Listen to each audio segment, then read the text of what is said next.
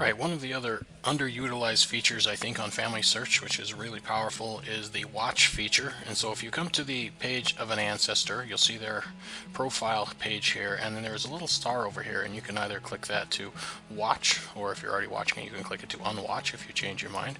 But when you watch somebody, that's going to then alert you anytime anybody makes an update to this person's profile, whether they add a new source or a new memory or something else like that. So once these are on the watch list, if you come up here to Family Tree, and by the way, you will get a weekly email with any updates on the people you're watching from Family Search, but if you go to Family Tree here, you can go down to lists, and this will essentially bring up your watch list.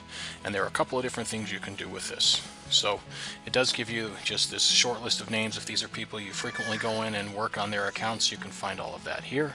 But the thing I like to do is to go in, and you can see I do this a lot. I'm watching 372 people, but you can click on changes to people I'm watching. These are the same things that will be emailed to you, but this allows you to filter it. So when you're here, I can go in and see the most recent changes, and this is the most recent down, descending from there, and it will show what was actually added and who added it, the username of the person who did that. So what I always like to look for are photos or stories, and so if you use the filter function here, you type in photo, it will now just show a list of the accounts who have had a photo added recently. So you can scroll down through there and then click on the names, and then also get access to these user accounts here, so you can then contact those people and see if they have more information.